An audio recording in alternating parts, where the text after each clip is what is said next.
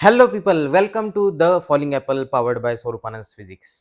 This is स्वरूप sir and इस session में हम देखने वाले हैं the basic idea of interference in mathematical format. तो इंटरफियरेंस हमारा दो वेव्स का इंटरफियरेंस जब होता है, लेट अस से दैट उनका इक्वेशन है y1 is equals to a1 sine of omega t minus k x plus phi one. ये रहा पहला वेव का इक्वेशन।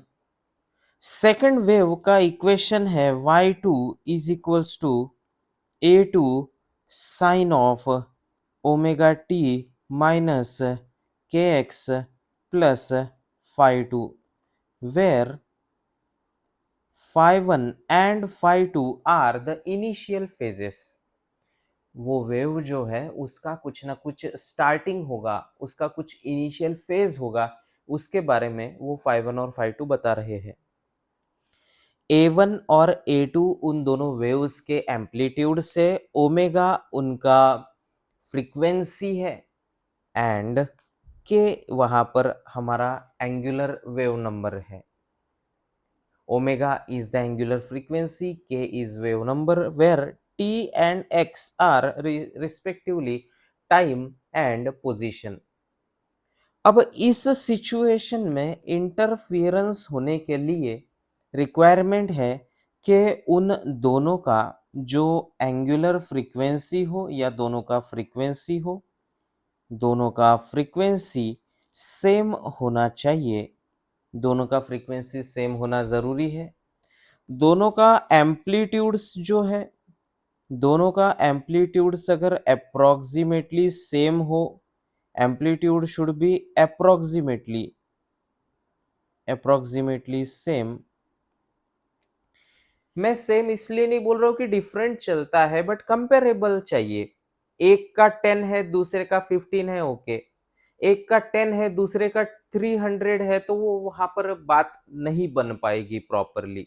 वहां पर सस्टेन्ड इंटरफियरेंस नहीं देख पाएंगे। That's why I said approximately same. उसके बाद में दोनों का ओमेगा सेम हो गया, दोनों का के वैल्यू जो है वो सेम होना चाहिए, दोनों का के सेम होना चाहिए। In that case five one and five two can be different, can be same, that is not an issue. Phi मतलब जो फेज है that can be anything, same हो डिफरेंट हो, दैट्स नॉट एन इशू। ऐसे situation में जब वो दोनों वेव्स इंटरफियर करने वाली है, उस केस में what happens that we are going to study. तो उस केस में हमारा पहला टेक्निकल टर्म आता है फेज डिफरेंस। Phase difference. तो ये जो फेज डिफरेंस टर्म है ये क्या होता है, ध्यान से देखिए। ये रहा फाइव वन, ये रहा five two. See omega t minus k x same है तो मैं उनको डिफरेंस लेने की जरूरत नहीं है। मैं डायरेक्टली फाइव वन और फाइव टू का डिफरेंस लेके हमारा काम हो जाएगा। फेज डिफरेंस को हम फाइ से डिनोट करेंगे। डेल्टा फाइ भी चलता है, but phi is convenient because आगे हमें और मैथमेटिकल उसका प्रोसीजर देखना है। That will be equals to five one minus five two या फिर five two minus five one, इसलिए मैंने मॉड्यूलस लगा दिया, प्लस आंसर हमें चाहिए। तो ये है हमारा phase difference. Phase difference is five one minus five two. एक बार अगर हमारा फेज डिफरेंस आ जाता है तो फिर वहां पर इंटरफियरेंस कैसे होगा कि इंटरफियरेंस ये सुपरपोजिशन प्रिंसिपल को फॉलो करता है। मतलब क्या, जो दोनों वेव्स है उनका फेज के अनुसार उनका जो एम्पलीट्यूड्स होगा, उस पोजीशन पर उसका जो डिस्प्लेसमेंट होगा उसका वेक्टर सम हम कंसीडर करने वाले हैं एंड उस बेसिस पर ओवरऑल इफेक्ट देखा जाएगा। And therefore I can say that कि जो नेट एम्पलीट्यूड आने वाला है A net will be equals to under root of A one square plus A two square plus two A one A two cos phi. अब ये बात आपको, ये फॉर्मूला आपने ऐसा का ऐसा देखा हुआ है, बस स्टाइल अलग था हल्का सा, which was there in your vector chapter. तो बस वेक्टर चैप्टर का ही सुपरपोजिशन प्रिंसिपल होता है। तो आप ऐसा समझो कि यहाँ पर ए नेट जो है वो A1 और A2 का वेक्टर एडिशन है। A1 और A2 दोनों वहां पर वेक्टर समझ के चलो, A1 A2 उनके मैग्नीट्यूड से और उनके बीच में एंगल है फाई। दैट्स ऑल, बाकी सब वेक्टर के फॉर्मूलाज यहाँ पर लगेंगे। अगर suppose if A1 and A2 is same, if A1 is equals to A2, then उस केस में ए नेट का फॉर्मूला हमारा हो जाएगा that will be equals to 2a। If A1 is equals to A2 is equals to A not consider कर लो, then उस case में ए नेट हो जाएगा 2a not cos of phi by 2। ये हो गया हमारा ए नेट का फॉर्मूला। उसी बेसिस पर हम ये बोल सकते हैं अलग अलग केसेस में क्या होगा। सपोज सपोज अगर हम कहते हैं कि हमें एंगल 0 डिग्री है, तो 0 डिग्री के केस में हो जाएगा A1 प्लस A2 अगर डिफरेंट है तो, या फिर हो सकता है 2a नॉट हो जाए अगर दोनों का values A1 is equal to A2 हो तो। उसके बाद में 90 डिग्री पर क्या होगा बताइए, इट विल बी A1 का स्क्वायर प्लस A2 का स्क्वायर अंडर रूट में बराबर है, या फिर that will be root two times A not हो जाएगा। और अगर 180 डिग्री उनके बीच में फेज डिफरेंस हो तो उस केस में आ जाएगा A1 माइनस A2, या फिर यहाँ पर हो जाएगा 0।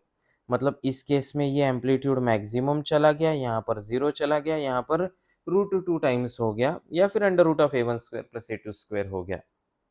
ठीक है, इसी को मैं लिखवा देता हूँ, this is maximum amplitude and this one is the minimum amplitude।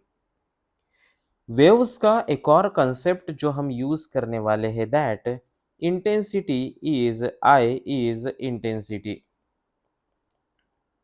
Intensity मतलब होता है energy per unit area per unit time. तो ये जो इंटेंसिटी है from waves chapter, from waves intensity is proportional to A square and therefore जहां पर भी आई हमें डालना है ए स्क्वायर की जगह पर आप उसे रिप्लेस कर सकते हो। फॉर एग्जाम्पल ये जो आपने फॉर्मूला देखा A net is equal to under root of A1 square plus A2 square plus 2A1 A2 cos phi.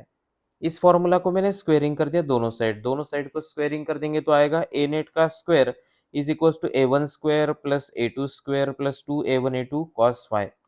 you will be able to see that something like A net का square will be equals to A1 का square plus A2 का square plus 2A1 A2 cos Y.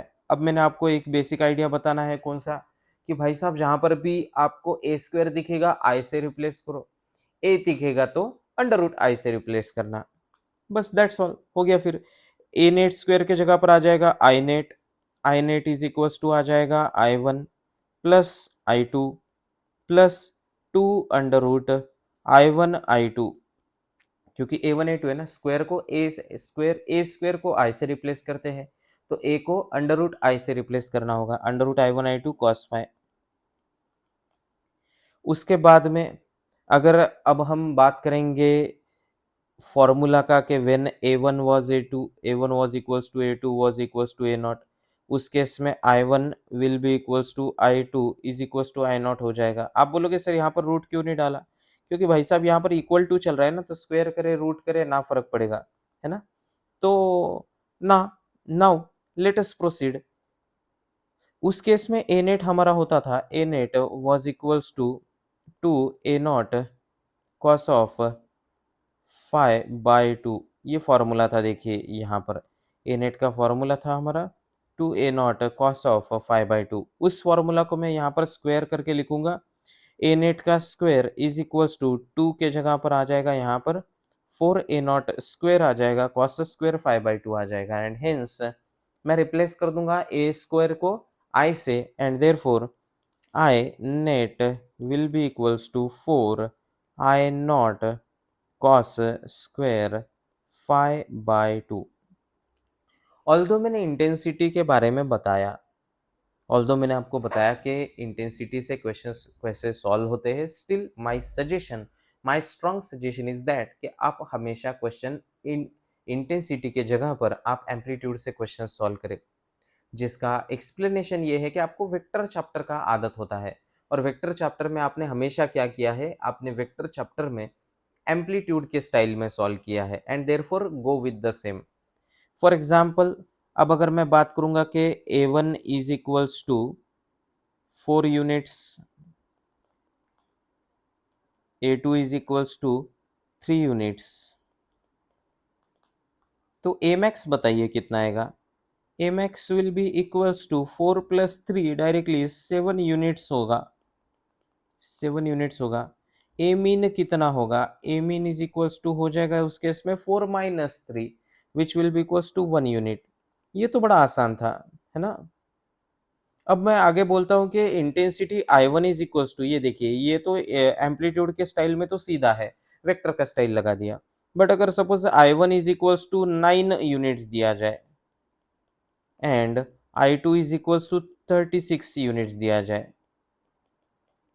उस case में आपको Imax पूछा है, I mean पूछा है, Imax पूछा है, I mean पूछा है। अब आप इस केस में थोड़ा सा प्रॉब्लम ये हो जाएगा कि आप अगर सॉल्व करने जाओगे Imax की लेना है 36 प्लस 9, तो वो गलत हो गया। इसलिए इसे सॉल्व कैसे करेंगे, इसे ना आप बोल दो कि A1 इज इक्वल टू 9 का अंडर रूट ले लो, कितना आ जाएगा, 9 का अंडर रूट हो जाएगा 3 यूनिट एंड देन इस बेसिस पर A2 बोलो, A2 इज इक्वल टू 36 का अंडर रूट, 36 का अंडर रूट कितना होगा, दैट विल बी 6 यूनिट्स। तो अब मुझे बताइए कि A मैक्स कितना आएगा, A मैक्स के लिए डायरेक्ट एडिशन करना है, आपको पता है A मैक्स के लिए एडिशन कर दिया, कितना आएगा 6 plus 3 9 units directly. Similarly A mean कितना आएगा 6 minus 3 which is equal to 3 units, है ना।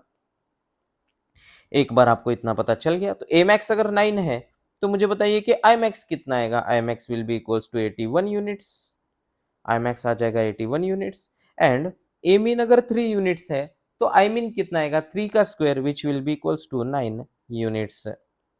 See, it is very easy when the question we are solving in the form of amplitude, not in the form of intensity.